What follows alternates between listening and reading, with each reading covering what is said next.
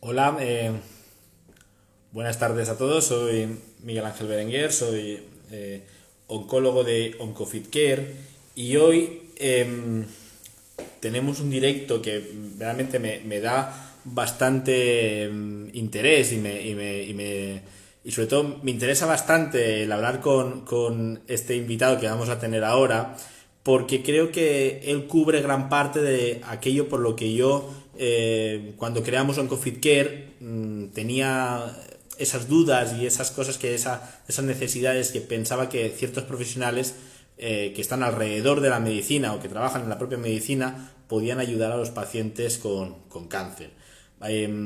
Vamos a ver que se vaya conectando la gente. Sí que se va a quedar guardado en IGTV, o la idea es que sí, si no falla nada la tecnología, que se quede guardado, todos los directos que hagamos y todos los vídeos que damos. También se quedarán en el canal de YouTube y los iremos colgando en el canal de OncoFitCare, en el canal de YouTube. Y la idea es ahora, cuando me espero un poquito para invitar a nuestro invitado y para hablar de, sobre todo, ejercicio físico y cáncer. Creo que es una de las cosas que a veces los pacientes que son diagnosticados de esta enfermedad se quedan con la duda de qué pueden hacer, qué van a hacer. Y creo que este profesional, aparte de las preguntas que ya se han hecho en los stories del día anterior, este profesional nos va a ayudar mucho a solucionar dudas. Yo le voy a hacer preguntas a él me hará preguntas probablemente a mí también, porque yo creo que esto al final es una sinergia y lo que queremos es que todo aquel que tenga dudas las pueda ir solucionando. Iremos también solucionando dudas en directo. Si alguien tiene alguna pregunta, pues al final las iremos también contestando. Y creo que puede ser un directo, o puede ser al menos una charla bastante entretenida, sobre todo bastante curiosa, y que nos pueda ayudar sobre todo a solucionar dudas que yo tengo, sinceramente, dudas que yo tengo, y que creo que nos va a venir muy bien a todos los que estamos viendo pacientes con cáncer, o que tratamos a menudo con pacientes con cáncer. Vamos a ver si ya está viable, vamos a poder invitarlo. Ahora lo presentamos también. A ver. PTF.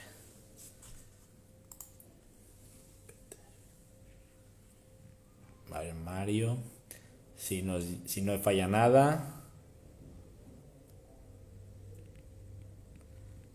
A ver si se une Mario.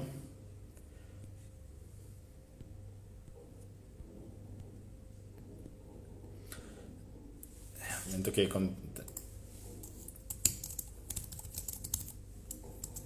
a ver si se une y lo invitamos. Ahora, a ver si lo veo a Mario, que me dice que ya está. Y no me parece que no nos falle nada.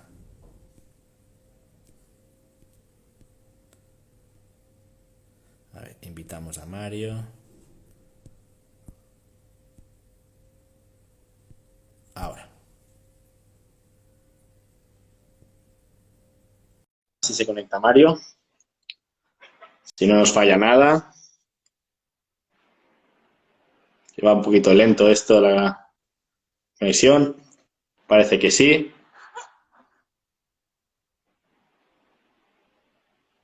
A ver. Ahora sí, ¿me escuchas? Miguel Ángel, ¿qué tal? Buenas noches, buenas tardes. Bueno, ya buenas noches, ya buenas noches. La hora que es. Pues Sí, estaba presentando Mario. Bueno, voy a hacer yo como presentador. Mario Redondo ujú, es un profesional diplomado en fisioterapia, licenciado en actividades físicas y el deporte, y especializado en ejercicio y cáncer. ¿Me equivoco, Mario? eso es. Sí, sí, sí, no, es así, efectivamente. Muy bien. Y que cuando la semana pasada contacté con él, porque realmente creo que yo hablo personalmente de mí, de los oncólogos. A veces estamos muy cerca de otros profesionales, pero muy lejos de estos profesionales. Sí, eso es Y, verdad.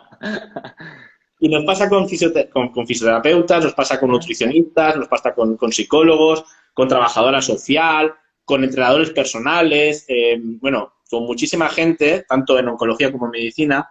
Y una de las razones por la que cuando yo creé OncoFitCare, o yo pensé en OncoFitCare, era por cubrir todo aquello que no está normalmente en la seguridad social, no está incluso en los seguros privados, y que yo personalmente, por la experiencia de haber trabajado ya unos años en oncología, creo que es algo muy necesario para la calidad de vida de los pacientes Claro. y que eso se va a ver al final también en supervivencia y en control de enfermedad. Ujú. Comentaba anteriormente, Mario, que tengo dudas. Ya hay bastante gente que también ha hecho preguntas en los stories y creo que va a ser una charla bastante amena y al menos bastante entretenida para gente bueno, que tendrá las dudas. Sí, sí, de hecho, bueno, yo te doy las gracias, Miguel Ángel, porque en este caso tú como oncólogo has contactado conmigo y esto no suele ser lo habitual. Tenemos que ser nosotros los que nos acerquemos a vosotros y a veces es bastante complicado porque, como bien dices tú, estamos cerca pero lejos, porque en el día a día al final cada uno está con su película y cada uno está con sus cosas. Y más si el oncólogo en este caso, por ejemplo, trabaja encima en seguridad social con una carga de pacientes, aunque los seguros pasa igual, brutal, pues claro, no tienes tiempo para hablar con otra gente, para intercambiar ideas o para hacer lo que estás haciendo tú con el proyecto, que me parece muy bonito en Valencia, porque estás dando pie y dando cabida a otros profesionales que yo creo que son importantes en el área. Y en este caso, no solo el ejercicio, sino, yo que sé, por ejemplo, yo el rol del psicooncólogo me parece brutal. O sea, alguien que te ayude a ordenar la cabeza durante el proceso me parece importantísimo. Un nutricionista, un trabajador social que lo han nombrado, un fisioterapeuta, un licenciado, un entrenador. Y todo esto, que además, como bien has dicho tú, en la seguridad social no está y en los seguros privados, lamentablemente, por mucho que te lo quieran vender, tampoco. O no está de la mejor manera posible o está profesionalizado. Y además tampoco hay una comunicación. Entonces, si quieres, Miguel Ángel, podemos hacer una cosa. Yo también tengo preguntas para ti, Vamos. pero sí, pero empezamos con las que os han enviado y vamos respondiéndolas y luego a partir de ahí vamos haciendo un diálogo. Mira, por ejemplo, antes de las preguntas, realmente muchas veces lo que mandamos, cuando a veces mandamos a un compañero, a un fisioterapeuta o un nutricionista, es para evitar o para ya cuando hay un efecto secundario de un tratamiento, ya sea quimioterapia, radioterapia o cirugía, para intentar mejorar ese efecto secundario. Y yo creo en un concepto que se llama el concepto de prehabilitación al cáncer. Sí, Y ese efectivamente. concepto de rehabilitación al cáncer es el tiempo que tienes desde el diagnóstico hasta que tienes un tratamiento activo. Exacto. Es un tiempo que el paciente está pasivo, esperando en casa que le llamen, a que me avisen para hacerme una preanestesia. Y creo que es un tiempo que también, a nivel de fisioterapia, tiene un gran valor para, sobre todo, prevenir lo que va a venir después, en el caso que venga. Y yo creo que esto es uno de los trabajos que más nos va a costar también a nosotros, el pensar que el paciente no es solo una biopsia, no solo una resonancia, sino también es prepárate para, por si tienes algún efecto secundario, que ese sea el mínimo posible. Yo creo que ahí también es uno de los papeles importantes de la fisioterapia. Sí, de hecho, el concepto de prehabilitación surgía también en traumatología para preparar a un paciente, por ejemplo, de alguna, yo qué sé, pues, prótesis de cadera, de rodilla, alguna cirugía. Y el concepto, la idea es mejorar la función, no solo física, sino toda la función en general, para llegar a un punto más alto al evento que te toque de terapia, que puede ser, como has dicho, una quimioterapia, una cirugía, un trasplante de médula, para que la persona cuando vuelva a tener efectos secundarios no caiga o caiga a un punto donde estaba y no menor. Y de hecho yo eso lo he podido realizar o llevar a cabo con gente en una fase de prehabilitación previo a una cirugía, por ejemplo, mastectomía, o gente que ha tenido que estaba preparándose, en este caso, por ejemplo, la doctora Isabel Prieto, que se estaba preparando para un trasplante autólogo de médula. Entonces tienes un periodo que a veces es corto, a veces son 3 semanas, 2 semanas, a veces es un mes, a veces son 6 meses, dependiendo qué vaya a ser lo que vayan a hacer, pero es un periodo ventana muy bueno porque el paciente todavía no sufre ningún efecto. Entonces está en sus plenas facultades para mejorar su nutrición, su suplementación, su condición física, todo aquello, su cabeza, que le lleve y le prepare para ese evento. Entonces, lo primero, la prehabilitación hay que hacerla. Y además, es muy bueno que en vuestro equipo contéis, en caso contigo, con un oncólogo, porque el oncólogo tiene una autoridad y tiene una potestad sobre el paciente que yo no voy a tener. Es muy difícil. Mira, ahora mismo que hemos empezado un poco más tarde, justo me ha entrado una llamada de una paciente de cáncer de colon metastásico que se está tratando en la universidad, bueno, en la CUN, aquí en Madrid, y me estaba comentando que ella quiere hacer ejercicio físico, está dispuesta, y que lo que pasa es que le va a preguntar el día 23, creo que tiene su ciclo de quimio y tiene su oncólogo, le va a preguntar que qué le parece lo del ejercicio. Evidentemente, puede salir algo muy bueno como diciendo, te lo recomiendo, es importante, o puede ser, estás loca, o puede ser, no tengo ni idea. Entonces, claro, eso puede a ella está bastante convencida, pero puede hacerla titubear en lo que va a hacer conmigo o no va a hacer. Entonces, el hecho de que tú, como oncólogo, mandes ya un mensaje y le des importancia a otros profesionales, a nosotros nos ayuda una barbaridad. Mira, la señora que ha consultado, probablemente si el día 23 llevará 13 días de retraso en su preparación física. Claro, claro, efectivamente. O sea, de hecho, a ver, hemos estado hablando bastante, como media hora o así, donde también le he expuesto y le he dejado claro cuáles son los beneficios del ejercicio y qué podemos pretender conseguir, sobre todo en el estadio que está. Pero ella está dispuesta y ella quiere hacer el esfuerzo y al final dice, mira, Mario, yo ahora en la situación que estoy, lo que estoy buscando ya no es solamente más supervivencia, que puede venir como efecto colateral de todo lo que haga aparte, sino también es mejorar mi calidad de vida. Si a mí me dices que voy a subir escaleras más rápido, que voy a tener menos fatiga y menos dolores, yo ya te lo compro. O sea, como diciendo, ya me has convencido. Tampoco pretendo ahora tener un efecto antineoplásico tal, que no ha tenido la farmacología como para tenerlo con el ejercicio, que eso hay que dejarlo claro. Entonces, todo lo que venga complementado, que tú como, además, yo sé que tú como oncólogo, porque yo con algún oncólogo y con otra persona tengo relación, me dicen, es que el paciente, hay mucha gente que es pasiva, pero hay gente que es proactiva y también quiere saber qué puede hacer por su parte y qué terapias le pueden ayudar a estar mejor. Entonces, ya creo que, como bien dices tú, yo siempre a la gente cuando me llaman le digo, mira, no es por meterte prisa, pero ya vas tarde. Ya más tarde, sí. Mira, yo, por ejemplo, hago una experiencia que tengo muy reciente de hoy en la consulta, es de pacientes que me dicen, pero, doctor, ¿y qué puedo hacer? Y mira, yo no soy el que te va a decir qué tienes que hacer, pero tienes que hacer algo, porque el cáncer se cura.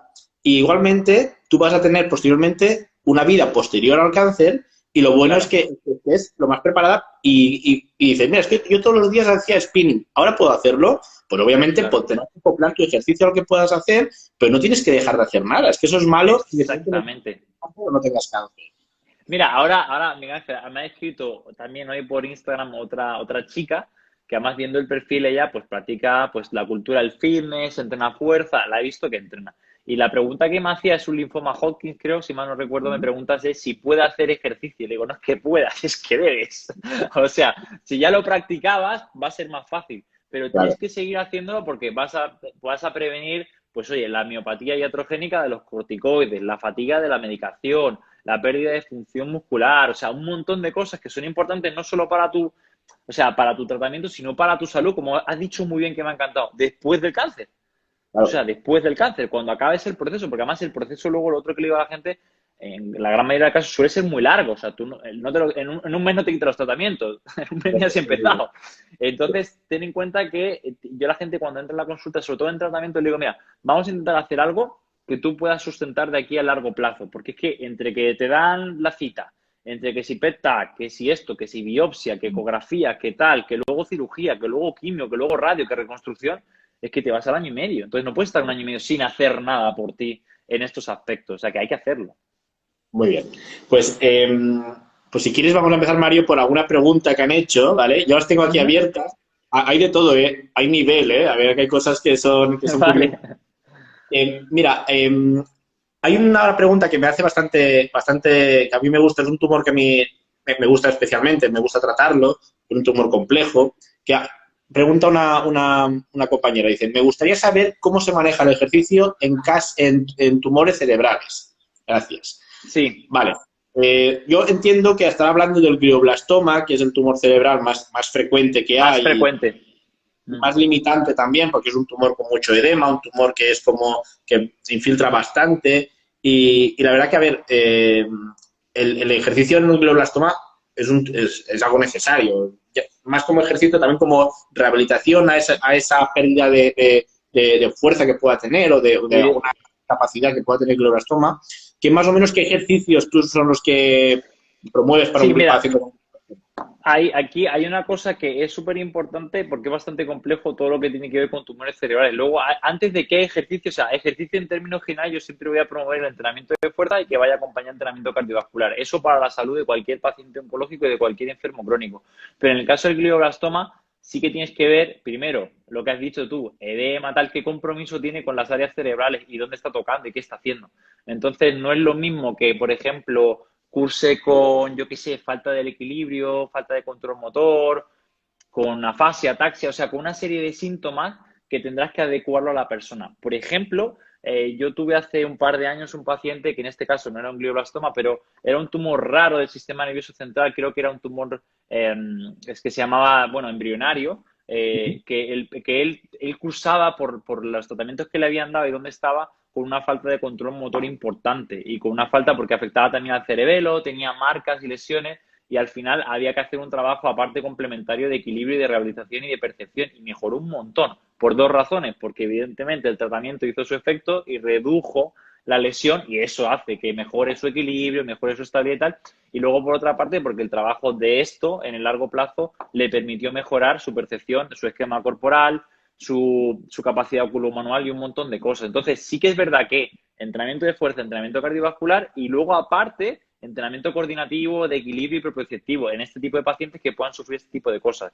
Y luego surgen, por ejemplo, he tenido pacientes también con metástasis cerebrales, a veces de cáncer de mama, que por radiocirugía o lo que sea han tenido que, o de radioterapia han tenido que cursar con un logopeda o con otro tipo de profesionales. Por tanto, creo que en glioblastoma esa parte sí que tiene que ir. Sobre todo, pero hay que hacer, que lo hacéis vosotros, una anamnesis y una historia clínica para ver si le hace falta.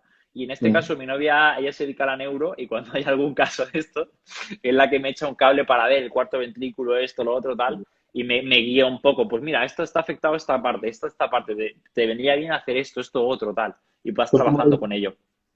Son tumores difíciles porque afecta también a gente joven Sí, de hecho, cuando he dicho glioblastoma me ha venido directamente a la cabeza el Hospital Niño Jesús y mi compañero Javier Morales y allí trabajan y tienen, creo que, una línea de investigación con glioblastoma y con niños.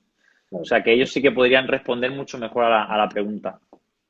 Mira, tengo aquí otra también, que esta la hace un compañero mío, un doctor, también un oncólogo, que dice, ejercicios en pacientes con linfadenectomía axilar por cáncer de mama. ¿Sirve el ejercicio de fuerza, obviamente, adaptado al peso?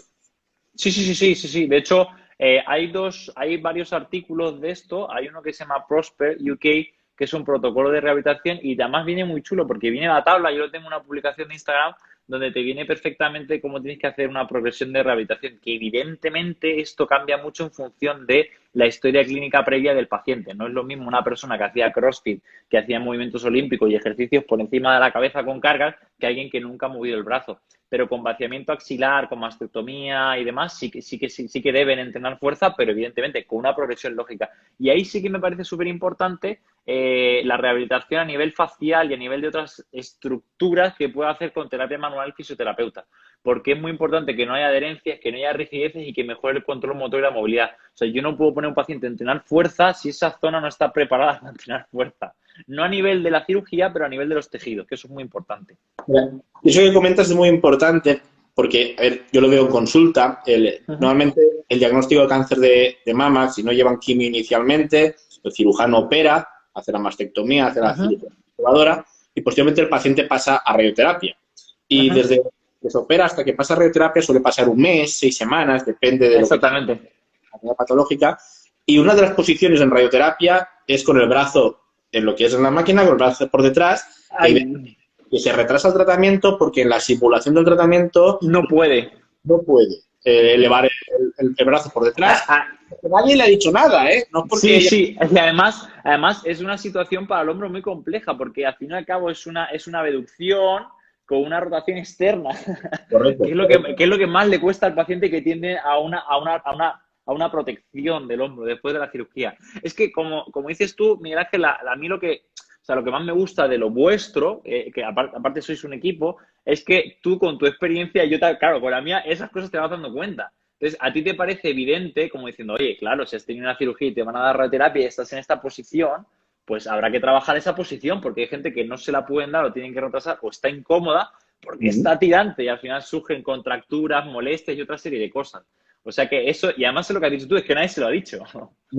Claro, porque el paciente le dice, es que nadie me ha dicho que tenga que hacer ejercicios. ¿Y qué pasa? Que el día de simulación lo hacen bien, porque es un día que se esfuerzan, pero a las 15 o 25 sesiones después de radioterapia, el brazo va cayendo porque duele, molesta, y al final eso en el tratamiento seguro que afecta. Y eso...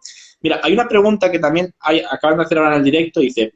Pero ¿no es contradictorio que cuando en la primera consulta el oncólogo te prohíbe todo y luego cuando empiezan los efectos secundarios ya te empiezan a hacer ejercicio? Sí, no, tienes razón. Ahí le ha dado el quid de la cuestión. Y eso probablemente no es problema ni de fisioterapia, ni de nutrición, ni de psicología, es problema de los propios oncólogos, de falta de formación.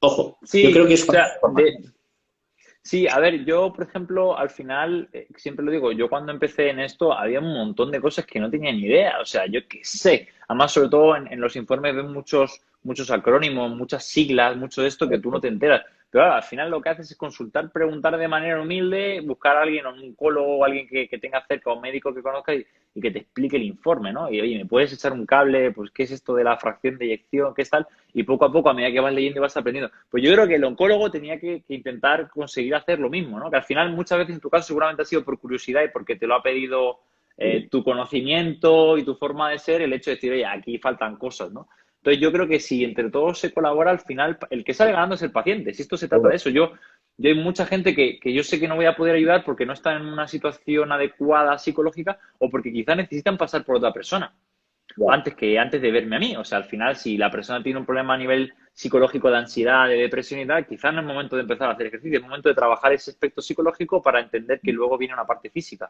O al contrario, una persona que tiene que inducir una pérdida de peso graso, y le va a venir bien el ejercicio, pero como no incorpora la nutrición, eso no va a ocurrir. Entonces, al final, es un poco tener un equipo no solamente interdisciplinar, o sea, multidisciplinar, sino inter, de que tú te puedas comunicar, saber cómo va la persona, que el psicólogo te diga, oye, mira, esta persona tiene autoestima por los suelos, o sea, o la ayudas tú y le pones ejercicios sencillos y que ella vea que pueda, o el programa no va a funcionar. Y esas cosas, al final, el problema que hay es que tú te vas dando cuenta con la experiencia, cuando sería mucho más fácil si entre todos nosotros hablásemos. Y ahora te voy a hacer yo, Miguel Ángel, si puedo, una pregunta, que es, dentro del sistema que tú trabajas y esto y lo conoces, y el oncólogo, en este caso tú tienes mucho médico porque te sales del sistema, ¿cuál crees que es el fallo que tiene el oncólogo médico, el oncólogo de radioterapia, el cirujano, para que nosotros podamos meternos con esto y trabajar con los pacientes? ¿Cuál crees que es el problema? ¿O qué está fallando? Porque tú has montado esto porque sabes que hay una necesidad. ¿Qué es lo que falla? Mira, yo pienso que se juntan dos cosas importantes. Una es falta de educación o formación, como quieras decirlo, es decir, te enseña muy bien todos los ciclos de quimio, te enseña muy bien todas las sesiones de radioterapia, tipo de cirugía, eso lo sabemos muy bien, está muy protocolizado, pero no lo que hay alrededor del paciente, lo que es la calidad de vida. Yo le digo al paciente, usted haga vida normal, pero doctor, ¿y qué vida es la que tengo que hacer normal? ¿Qué puedo hacer? A veces hasta con radioterapia preguntan si pueden besar o abrazar a alguien, Sí, pensando que tiene contraste y no tiene contraste, es decir, cosas así. Y luego también, y esto va para los propios médicos, el propio ego del médico, el que yo lo sé todo. Claro, me preguntan, ¿qué puedo comer? Yo le digo, pues una dieta normal, una dieta mediterránea, dieta proteica. Y claro, y eso es como decirle a uno, ¿qué te van a hacer? Me van a operar. O sea, no estás diciendo. De hecho, mira, hay un investigador a mí me gusta mucho, Ciaran Ferman, que él dice en su podcast, en una entrevista que hace, dice, es que decirle a un paciente haga ejercicio es decirle nada, porque no le has dicho ni cómo, ni cuándo, ni qué, ni dónde, ni con quién. Eso es como si a alguien le dices, ¿qué hago con mi dinero? Inviértelo, pero no le dices ni cómo, ni cuándo, ni con quién, ni de qué manera, ni nada. O sea, le has dicho todo, pero no le has dicho nada. Pues, y yo creo que, fíjate, yo lo hago con muchas cosas que me preguntan, porque al final cuando tú entablas relación con un paciente en este caso que tiene miedos y que confía en ti, ya te pregunta de ejercicio, pero te pregunta de 1000 cosas. Y yo hay muchísimas cosas que le digo, no lo sé, no tengo ni idea. O sea, que te llegan a preguntar, oye, pero la medicación que me están dando, ¿tú crees que es la correcta o me va bien? Y digo, yo no tengo ni idea de esto, no lo sé. O sea, si el médico fuera capaz de decir, no lo sé, sería mucho más fácil. Seguro. Además, no eres ni mejor ni peor profesional porque cada uno está en su campo y haces lo mejor que puedes en lo tuyo. Entonces, y lo otro también que creo que es un error, esto es genérico, habría que intentar, dentro quizá del propio hospital, dar la facilidad de hacer charlas, tanto para el profesional médico como para los pacientes, para educar y concienciar. Pues yo hablaré de ejercicio, pero tú hablarás de oncología, el nutricionista de nutrición y así sucesivamente para que el paciente pueda tener información de cada campo que le interesa. Que yo creo que eso falta, pero para mí hay dos pasos que son importantes, que es entrar a los hospitales para poder dar educación y formar, y luego la otra que tiene que ver con el hecho de entrar en las facultades de medicina para que también se entienda que el ejercicio forma parte de la salud, que no solo son medicamentos, quimio, radio y bueno, medicina reactiva. Mira, muchas veces también es la disponibilidad que tenemos, ¿eh? Sí. En los hospitales, por ejemplo, si en la pública, pues a lo mejor hay servicios grandes, ¿no? Con bastante multidisciplinares que a lo mejor tienen un psicólogo, a lo mejor tienen, pero fisioterapeutas, mira, pongo en duda. nutricionistas a lo mejor tienen uno y es un día puntual cada 2 semanas. Claro, ese paciente, a lo mejor con un cáncer de cabeza y cuello, ¿no? Que está perdiendo peso, necesita un soporte más intenso que a lo mejor una vez cada 2 o 3 semanas o por teléfono. El problema que pasa en los seguros privados es que, claro, la situación es que no hay una relación muy de Muy día a día, directa. muy directa. Entonces, claro, al final tú mandas a un profesional, ves al fisio, ¿pero a qué fisio? ¿Al que está formado en hacer un tipo de Ya. tratamiento? ¿Al que está formado en hacer...? Claro, es que también es complicado. Y Sí, por eso creo que es necesario que haya una relación como un comité de tumores, pero un comité de profesionales que se dediquen al cáncer, que hablen el mismo idioma y sepan lo que necesiten. Y eso yo creo que es un claro. problema. Claro, sí, de hecho, mira, el curso que tenemos nosotros ahora de la Universidad Autónoma de Madrid y otro, yo me empeño, sé que el módulo 4 la gente se vuelve un poco loco porque es de oncología puro y duro, en medicina, pero es que el problema es que si tú no entiendes, tampoco hay Claro, que ser un oncólogo, pero si tú no puedes leer algo y tener el mismo idioma es muy difícil. Entonces, claro, si yo no sé ni lo que es una mastectomía, ni una linfadenectomía, ni un vaciamiento axilar, yo qué sé, ni un portacat o un PIC, pues ya voy sesgado porque no me voy a enterar de nada. Entonces sí que claro. creo que es importante que, o sea, que al igual que vosotros os tenéis que, entre comillas, formar en ejercicio o entender 4 o 5 conceptos sencillos, pues nosotros también tenemos que formarnos en la parte médica. Y ahora cuando está hablando con la paciente, con esta mujer, pues me dice, mira, es que me han dado una cosa para tal. Y digo, sí, eso tiene que ser el bevacizumab, porque es un antiangiogénico. Eso, el beba no sé qué. Entonces, claro, ella ve que dice, oye, entiendo algo. Entonces le da más Claro. confianza y es normal. A mí me permite luego hacer mejor mi trabajo. Entonces yo creo que o sea, yo siempre soy muy crítico porque es verdad que el oncólogo en esa parte tiene que ayudarnos o colaborar, pero también nosotros nos tenemos que poner las pilas. Porque es además, sobre todo, la gente que nos gusta más quizá la fisiología o la parte de clínica o médica, se nos hace más fácil, pero la gente que es puro y duro de rendimiento de deporte, esta parte es más complicada, ¿no? Es porque es más médica. Mira, hay otro, hablando de la vascularización, hay una pregunta que es una ¿Mm? pregunta, la verdad que quien lo ha hecho debe controlar el tema porque es un tema curioso, un tema que se está poniendo bastante de moda, que habla de ejercicio y capilaridad de los tejidos tumorales. ¿Puede ser un ¿Mm? problema? Claro, esto Vale. va con eso, de la angiogénesis y Sí. de... Sí, mira, bueno, tú puede que lo conozcas, hay una persona, Adrián, de CISAC, que tiene un montón de artículos relacionados con eso y se ve como el ejercicio físico es capaz de inhibir esa angiogénesis, vamos a decir, anormal y aberrante que genera el tumor. El problema que hay muchas veces es que no entendemos que el concepto fisiológico anormal o que produce el tumor es diferente al fisiológico natural o el fisiológico que tiene nuestro organismo. Entonces, lo que ocurre en el tumor es aberrante. Esto pasa mucho con el lactato, que la gente se hace un lío y el efecto Warburg, porque dicen, a ver, si el tumor se va a alimentar y va a proliferar a través de un ambiente anaeróbico y demás, pues oye, hacer ejercicio físico pues va a ser malo porque promueve ese... Sí, pero es que el lactato que segrega el ejercicio y el contexto de ejercicio es diferente al contexto del tumor. Son dos películas diferentes, no tienen nada que ver y es difícil entenderlo porque esto es bidireccional, no es una carretera, sino que es en dos sentidos, como pasan con un montón de citoquinas como la interleuquina 6 que preguntaba un alumno. Digo, o sea, que es proinflamatoria y antiinflamatoria. No lo entiendo. Digo, sí, es que depende del contexto y qué órgano lo secrete, tiene una función o tiene otra. Pues entonces yo a la gente le digo, para que no se líe, todo lo que venga de ejercicio va a regular positivamente y todo lo que venga de tumor va a regular negativamente. O sea que no va a haber Buena problema. explicación. Buena explicación. Eso es. Claro, porque él dirá, si uno de los tratamientos del bevacizumab, por ejemplo, son antiangiogénicos, ¿qué Claro. sentido tiene ahora que...? No, la Claro. verdad que está bien tirada, la pregunta está bien tirada. Sí, sí, sí, sí, sí. Mira, hay otra por aquí también muy interesante de Raúl, que lo he visto que está conectado, que es interesante. Mira, ¿cuál es el factor más importante que tienes en cuenta cuando entrenas a un paciente oncológico? Vale, muy buena pregunta. Sí, además, mira, creo que me enviaste. Mira, para mí, Miguel Ángel, hay una cosa que para mí es fundamental. Cuando entreno, cuando hay un artículo de Ormel del 2017 que me da a conocer a mí, bueno, y a todos, cuáles son los factores que van a predecir adherencia, ¿no? Y un factor muy importante para mí es que la persona haya tenido una experiencia positiva con el ejercicio anteriormente. Porque quiere decir que va a haber más posibilidades de que vea el valor del ejercicio, que a su vez tiene que ver con la educación. Entonces, a mí cuando me llama o me escribe un paciente que ha consumido mis redes sociales, se las ha leído bien, que lleva un tiempo consumiéndolas y que además hacía ejercicio o deporte o actividad física de manera habitual y regular, yo sé que esa persona lo normal es que vaya bien. Ahora, si viene una persona, que puse el otro día un ejemplo con un vídeo, pues 70 años, en un cáncer, yo que sé, carcinoma, un adenocarcinoma de próstata, con un Gleason, yo qué sé, 10, con un montón de comorbilidades, con obesidad, fumador, y que viene porque la hija pues quiere que se mueva, yo sé que eso va a ir mal, porque no hay educación para la salud en la importancia que tiene esto. Y de hecho hay veces que me pasa que viene alguien de un oncólogo y si el oncólogo no ha sabido transmitir la importancia de esto, me da un poco igual, porque tampoco me aporta nada, viene más despistado. Entonces, para mí, la clave para poder trabajar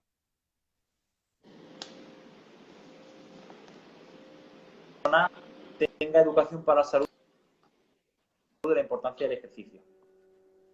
Mira, y hablando de que, bueno, hay algún estudio, hay uno muy importante que viene con los retrasos o las paradas de tratamiento. Cuando un paciente tiene una parada de un tratamiento de quimioterapia o una parada de una sesión de radioterapia, la probabilidad de recaída aumenta. El valor es poco, alrededor de un 1,5%, y muchas veces las paradas del tratamiento vienen por falta de todo esto que estamos hablando antes, ¿no? De cierto ejercicio, nutrición, prevención, a ver, una bajada de defensas, eso también puede pasar. Y la verdad que...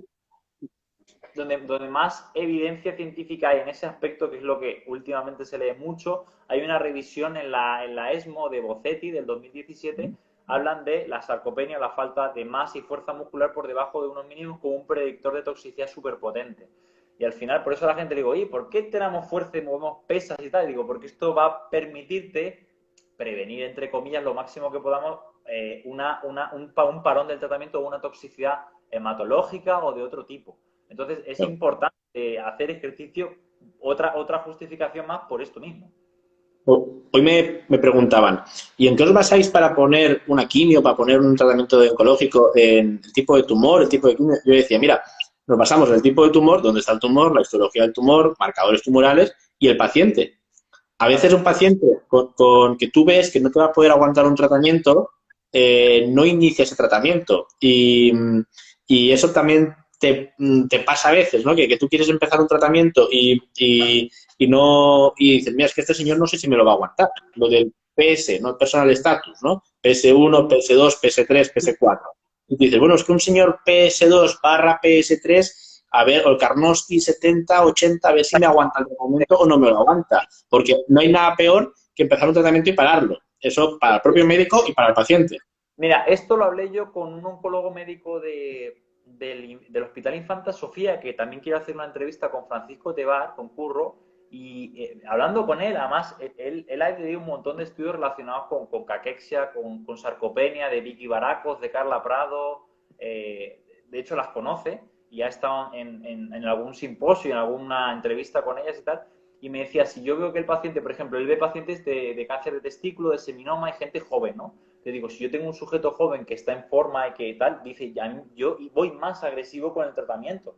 O sea, intento dar la dosis que máxima permitida para realmente tener un efecto terapéutico. Sin embargo, si me viene una persona mayor con un cáncer de próstata, pues lo voy a tener más complicado, porque puede que al primer ciclo de quimio tenga una toxicidad tan alta que no pueda darle o no pueda continuar con mi tratamiento.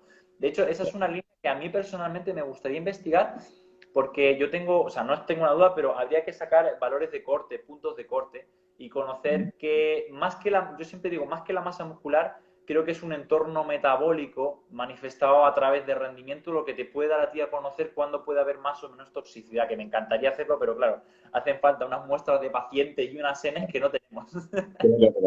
No, eso sí que es verdad que empiezan a haber también cribados de oncogeriatría, ¿no? Cribados de que, al igual que el propio oncólogo no sabe qué paciente... Porque, a ver, a mí cuando me veía un paciente a la consulta, yo soy súper optimista. O sea, yo enseguida, vamos, Juan, esto lo conseguimos, vamos a poner ese tratamiento, pero hace falta también a veces una visión que te diga, espera, Miguel Ángel, este señor vive solo, si tiene una toxicidad no lo va a poder aguantar, ciertas cosas que a lo mejor un geriatra o un oncogeriatra sí que te puede ayudar a ver de una forma un poco más objetiva y no subjetiva de vamos por todas. A veces los oncólogos somos muy de no te preocupes que vamos por todas y a veces para un poquito que no sea peor el remedio que la enfermedad. Eso también es importante tenerlo en cuenta. De hecho, exactamente. De hecho, hay muchas veces que, mira, me pasa con los pacientes también. Es más, ahora estaba entrenando hace muy poquito una persona que ha empezado hace 2 semanas con obesidad mórbida y yo se le decía eso, le hacía mucho hincapié, por favor, también feedback de si lo que estamos haciendo te está generando muchísima fatiga o muchas agujetas. ¿Por qué? porque no quiero que por entrenar aquí 1 o 2 veces en semana a fuerza, luego estés en el sofá una semana, porque no te puedas ni mover. Lo mismo con el paciente oncológico, que lo de la fatiga es bastante subjetivo y difícil de controlar, porque además es una fatiga, la fatiga relacionada con el cáncer es una fatiga típica, y yo con los pacientes sí que hago mucho hincapié en eso al principio cuando están en tratamiento. Vamos a intentar hacer lo mínimo posible que obtengas un beneficio, pero no nos pasemos de la raya, porque luego a ver si va a ser peor el remedio que la enfermedad, que es lo que has dicho. Estamos haciendo un entrenamiento en semana de fuerza y estás tan agotado y te deja tan baldado que luego estás 7 días sin moverte en el sillón, que tampoco quiero eso. Que es un punto muy importante. Mario, una pregunta que tengo que a colación de esto. El tema de la fatiga en los pacientes con cáncer, ¿crees que es todo de tratamiento o es también de todo el proceso que viene? Me refiero. De hecho, mira, yo te voy a decir algo que es otra cosa que me gustaría evaluar con datos objetivos, que me ha llamado mucho la atención. Tengo algunos pacientes que están en tratamiento, sobre todo de terapia de privación hormonal, que bastante fatiga, pero cuando tú les pones a entrenar, ellos rinden. O sea, quiero decir, de repente entran por la sala y le digo, ¿cómo te encuentras? Y me dice, joder, estoy súper cansada, he dormido fatal y tal. Y luego les pones a calentar en la bici, les pones a hacer unos ejercicios en las primeras series y dices, el caso es que la persona me ha descrito una fatiga del 0 al 10 en el 9, pero hoy está entrenando como habitualmente entrena. Entonces, yo sí es verdad que hay una fatiga fisiológica real, pero hay una fatiga y un agotamiento general que es bastante grande y que va a repercutir seguramente muy negativamente en esa percepción subjetiva de fatiga. O sea que yo creo que también hay un agotamiento de todo el proceso. Todo el proceso, sí. Sí que es verdad que hay procesos largos como el cáncer de mama, que son un año desde el diagnóstico hasta que acaba en la radioterapia, es un tiempo largo que seguro que se nota, seguro que se nota. ¿Alguna pregunta que tengas, Mario, que hacer a la otra parte? ¿Alguna duda que tengas? Bueno, te quedas las gracias, Miguel Ángel, y te quería preguntar, ¿cómo ves tú? O sea, quiero decir, cada vez va a haber más pacientes con cáncer, ¿vale? Más personas con cáncer, y eso está claro. Entonces la pregunta es, ¿cómo ves tú la oncología de aquí a 10 años? ¿Tú crees que va a cambiar el panorama? ¿Vamos a seguir igual? Es que cada vez hay más pacientes. Mira, esto es una pregunta que muchas veces, o sea, bueno, te lo hacen amigos, te lo hacen, ¿no? Hay más casos de cáncer en gente joven, también porque tenemos técnicas de diagnóstico mucho más, se diagnostican cáncer en estadios mucho más precoces que hace a lo mejor 10 años. Creo que la oncología va a ir hacia tratamientos dirigidos, me refiero, no vamos a poner ahí mismo quimio a todo cáncer de mama luminal A, sino irá más dirigido y por ahí irá también la radioterapia, también la cirugía. Y ahora lo que creo que va a venir, y esto ya empieza a haber otros oncólogos ya famosos que también lo van comentando y lo van saliendo en las noticias, es que vamos a tener una pandemia de cánceres, de diagnóstico de cáncer en estadio avanzado. Me refiero a un estadio ya muy avanzado por culpa de que lo que está pasando con la pandemia que estamos con el COVID. Es decir, ahora mucha prueba se retrasa, se deja pasar 2 meses, no es importante, pero no, sí que lo es, pero entonces, algo, ya estoy viendo pacientes con estadios 4, estadios 3, que es que yo es que noté esto en marzo, pero no consulté. Y esto también vamos a tener que saber digerirlo, sobre todo con unas carencias que tiene el sistema en pacientes de cuidados paliativos. Claro. Creo que los pacientes paliativos son los grandes olvidados de la asistencia sanitaria, que salen ahora a debate con el tema de paliativos / eutanasia, que es un debate más político que médico, y que al final un paliativo no es un paciente terminal. Un paciente paliativo...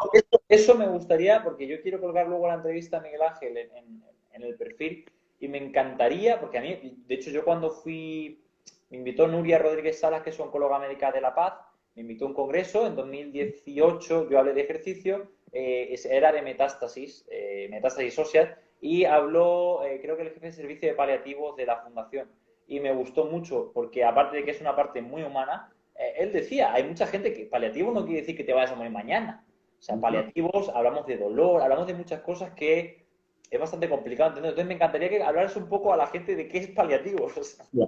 Paliativo es un estadio de la enfermedad en el que ya no hay un tratamiento activo, pero no quiere decir terminal. Es decir, un paciente en el que ya estamos en una línea de quimio que ya probablemente no haya beneficio, ya la radioterapia es más sintomática que radical, pero no quiere decir que te vayas a morir mañana ni el mes que viene. No hay un tiempo porque esto depende de la evolución del cáncer y cómo esté ese paciente. Lo que sí que está visto es que un paciente paliativo con poco soporte fallece antes que un paciente paliativo con soporte. Y esto pasa muchas veces en una razón de que yo a un paciente con quimio y con radio me lo cito cada semana o cada 2 semanas y en el momento que pasa a ser paliativo, en gran parte de los hospitales dejan de estar conmigo y pasan a unidad de hospitalización a domicilio, al médico de atención primaria. Si hay servicios paliativos, que es un servicio de paliativos tanto para pacientes con demencias, con Parkinson, también oncológicos, y a lo mejor hay gente que un paciente lo tiene muy claro. Mira, doctor, yo quiero estar lo que me queda en casa. Y lo tiene muy claro, y la familia lo tiene muy claro. Pero en el momento que esto empieza a ir mal, una crisis de disnea, una crisis de dolor, la familia claudica y el paciente claudica. Y acaban yendo a urgencias, ingresando, y esto no es lo que el paciente quería inicialmente. Y esto es muy importante porque al final queremos calidad de vida. Y los médicos ayudamos a vivir, pero también tenemos que ayudar a morir. Y yo creo que eso es muy importante, ¿no? Que sepamos que a un paciente no vamos a darle ningún beneficio, que él lo tiene claro, que no vamos a recibir un beneficio, que no hay evidencia científica de hacerlo, pero ese señor no va a morir mañana. Ese señor puede vivir meses si tiene un buen soporte. Y yo creo que eso es muy importante y eso no es eutanasia. Eso es cuidados paliativos que no son terminales. Y eso creo que es la diferencia. En España nos cuesta aún. Súper importante porque yo esto hasta hace un par de años no lo entendía porque no me había tocado enfrentarme a esto, ¿no? Y, por ejemplo, sin ir más lejos, la paciente con la que he estado hablando hace media hora, ella me decía, mira, Mario, yo una de las cosas que quiero es, me he dicho en abrirse casa a mi hija, es llegar a la boda de mi hija, pero no llegar como un saco de patatas arrastrándome, sino llegar bien. Y si ya llego allí y llego bien, pues ya ves si llego al nacimiento de mi nieto y cosas de estas, ¿no? Entonces, claro, al principio, cuando empiezas a conocer a la gente y te dicen estas cosas, dices, madre mía, como diciendo que sí, que le preocupa su supervivencia, siempre y cuando venga acompañado de cierta calidad de vida, porque yo esto cuando conocí a Isabel, que lamentablemente falleció, la doctora Isabel Prieto, Sí. me puso atención porque ella me dijo que una de las cosas que le tiene mucho miedo al paciente oncológico, evidentemente, aparte de la muerte, es al dolor.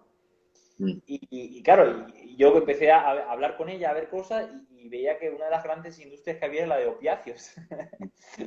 Y dije, madre mía, y claro, es que ella me decía, es que nada tiene que ver tu dolor como sujeto joven, que un día te puede doler la espalda y tal, con el dolor que presenta un paciente oncológico.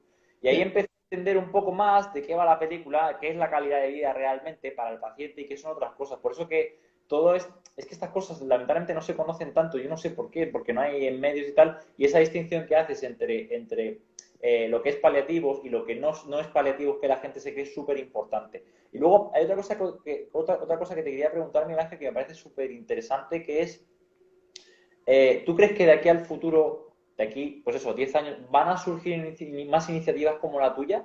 O sea, ¿crees que va a haber más centros multidisciplinares donde se dé un servicio más amplio? Porque al final, o sea, mi objetivo realmente, al fin y al cabo, en un futuro es hacer algo como lo que haces tú y poder colaborar con más profesionales, ojalá en un mismo sitio.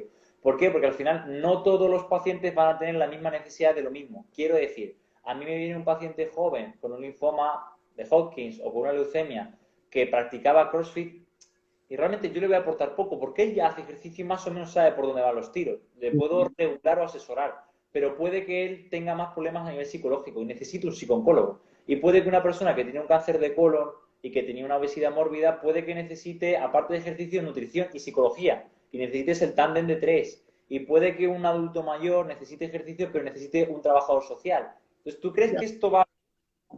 Mira, a mí me encantaría que eso fuera, que fuera así. Sí que es verdad que cada vez la carga asistencial que tenemos, y más lo estamos viendo ahora, ¿no? En la situación en la que estamos, lo complica. Es decir, cuando tienes un paciente cada cuarto de hora, poco tiempo te da para poder hablar de más cosas que no sea la evolución, el TAC y las pruebas que están.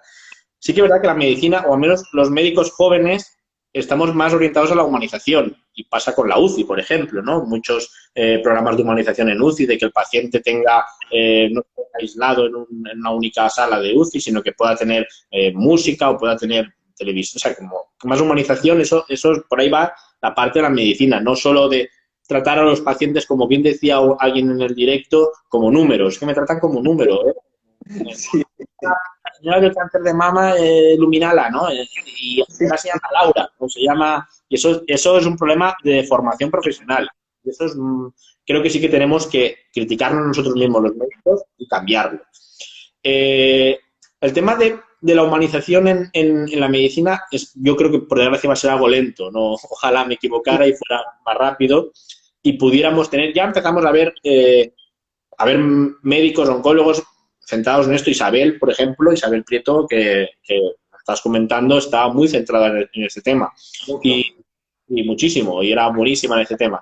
Que también en este caso, o sea, ella era paciente.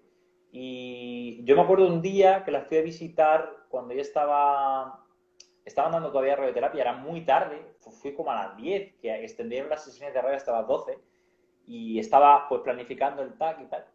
Y ella ya era paciente, ¿no? Y dice, joder, Mario, estoy muy rayada porque me doy cuenta que hay muchas cosas que no se tratan. O sea, hemos estado esta tarde debatiendo de si le íbamos a dar radioterapia paliativa para reducir el dolor en una metástasis ósea en columna lumbar o dorsal, y se ha decidido que al final que no. Y digo, joder, y me decía, me ha dolido porque esa podía ser yo. ¿Me entiendes? No. Como diciendo, hostia, es que espérate, que aquí hay cosas que a veces se toman la decisión y la decisión no es tanto humana, es económica, es logística, es de otro tipo. Entonces, yo sí entiendo eso, pero por eso digo que yo creo que sí que en un futuro, por necesidad del paciente, porque es importante que se eduquen y esto, van a empezar a surgir porque va a haber demanda, que es mi pregunta. O sea, yo muchas veces doy mucho la bala con el ejercicio y la importancia del ejercicio porque si la gente se empieza a convencer y se lo empieza a creer, va a haber demanda. Pero si no se lo creen y nadie se los cuenta, no va a haber demanda, porque ellos mismos no van a salir de ellos ni lo van a conocer. Mira, yo personalmente pienso que va a haber demanda porque la gente tiene más educación sanitaria ahora que hace 20 años. Es decir, la gente ya se informa, a veces se desinforma por Google y por foros, pero la gente sí que tiene más curiosidad. Y al igual que hay ciertos, entre comillas, tratamientos que han nacido alrededor de la oncología, por culpa de que los propios médicos no sabemos explicar nuestros tratamientos que no están probados científicamente y con sus dudas, creo que nosotros también estamos cambiando el chip y estamos dándole importancia al paciente no solo como un cáncer de mama, sino como una paciente global. Y eso sí que es verdad que tardará tiempo, pero creo que se va a conseguir. La idea es que consigamos, sobre todo, y yo ya lo voy pidiendo, yo a todos mis pacientes les digo, ¿y te has visto un nutricionista? Y se quedan ahí como diciendo, ¿y quién me va a ver? Y he dicho, bueno, el nutricionista tú sabes que es muy importante y es tiempo en consulta, tiempo de educación sanitaria y eso, educación oncológica, que el cáncer se cura y la vida continúa después del cáncer y ese momento, ese año, 2 años, 6 meses, no tienen que perjudicarte para futuras enfermedades en un futuro. Y eso es cardiovasculares y ciertas volver a poder trabajar en lo que a uno trabajaba, si le gustaba, ciertas cosas que hay que intentar conseguir, que la vida continúa y que yo siempre digo que el cáncer es como un antecedente, ¿no? Me operaron de amígdalas en el año 2008, tuve cáncer en el año 2017, 2018, 2020. Y eso yo creo que... Cuando tú las conoces, evidentemente, las cifras, cuando tú revisas, que yo lo veo todos los años, los informes de la SEOM, de Sociedad Española de Oncología Médica, tú ves las cifras.